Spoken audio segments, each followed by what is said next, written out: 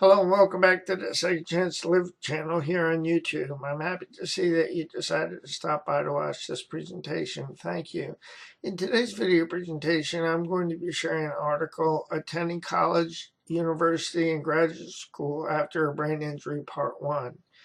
To read the article, I'll put my glasses on and bring up the article. I want to thank you for your time. Here's the article. Attending college, university, and graduate school after a brain injury, Part 1. In the event that you are considering attending college, university, or graduate school after a brain injury, the lessons that I learned may benefit you. On Donna O'Donnell Figurski, Figurski radio program, Another Fork in the Road, College After Brain Injury with Juliet Madsen and Karen Dickerson, aired on Brain Injury Radio on August 6, 2017. I shared these lessons. My process and journey with brain injury, college, universities, and graduate schools. In my experience, my traumatic brain injury occurred when I was 10 years old in 1967.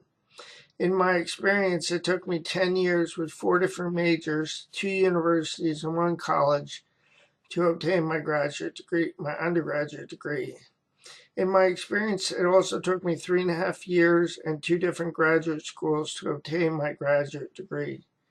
After obtaining my master's degree in rehabilitation counseling, my mom told me that the test results from the 2 EEGs and a battery of neurological and psychological testing done in 1968 revealed that I was not expected to succeed beyond high school academically. My parents had decided not to share the news with me in 1968, so I grew up with an invisible disability and the impact of a traumatic brain injury. Lessons learned that may benefit you. Here's the first lesson. How you learn following your brain injury may be different from the way that you used to learn before your brain injury. My suggestion would be that you get tested to understand how you best learn. Are you a visual learner, an auditory learner, or a kinesthetic watching and doing learner, or a combination of those learning styles? Second lesson. How people may be trying to teach you may not be the way that you learn. Understanding that your difficulty learning may be due to how you are being taught may reduce the anxiety you may be experiencing. Discovering how you learn and how you learn from other people may reduce your frustration. There's a third lesson. I have a difficulty learning sequences of information. As a result, I've come to realize that I need to do things a bazillion times to learn sequences.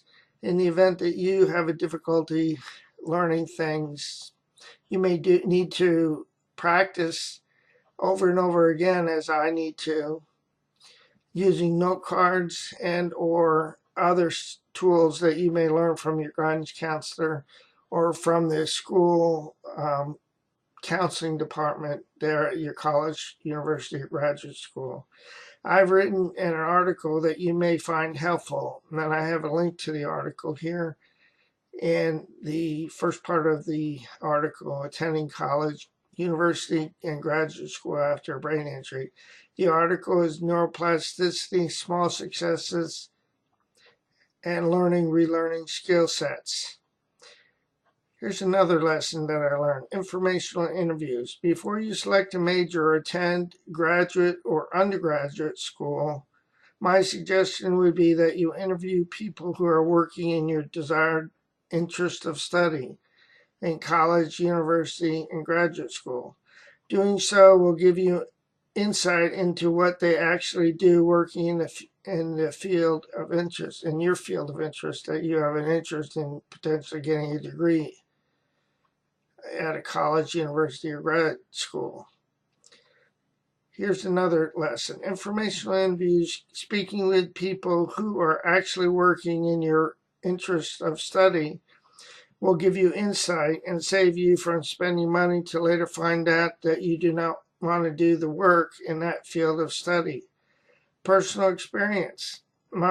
After I obtained my graduate degree in rehabilitation counseling and my national credentials as a certified rehabilitation counselor, CRC, I believed I was set to be able to work anywhere in the United States.